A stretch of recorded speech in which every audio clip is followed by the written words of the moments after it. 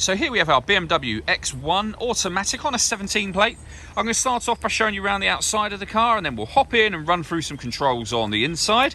But from the outside you can see it's a 5-door car with alloy wheels. Let's start off inside the boot and then work our way around the rest of it from there. So the tailgate on this car will open electronically. You can do that from the key or from the tailgate itself.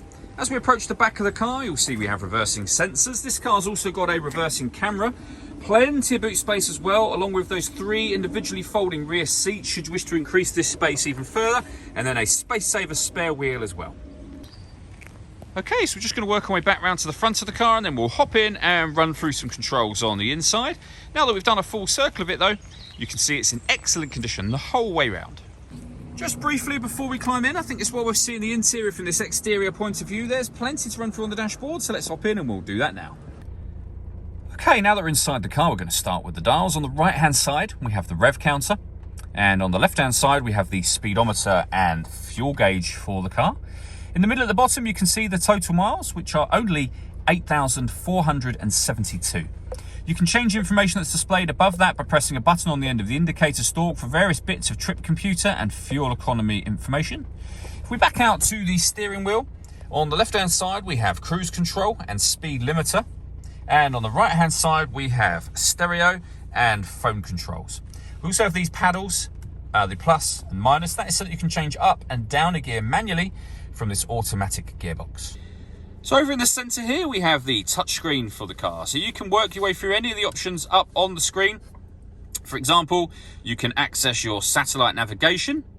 There are separate controls which I'll show you in a moment that you can use if you'd rather not use the touchscreen, and those controls are the ones I'm using at the moment to highlight where you can charge your or pair your phone to the car, and also where you can access your music. So you'll see this car has got DAB radio, FM and AM as well, CD player, Bluetooth audio so you can stream your music wirelessly, and a USB input. So loads of ways to listen to your music. And on top of all of that, if I pop the car into reverse, you'll see we also have a full color reversing camera as well.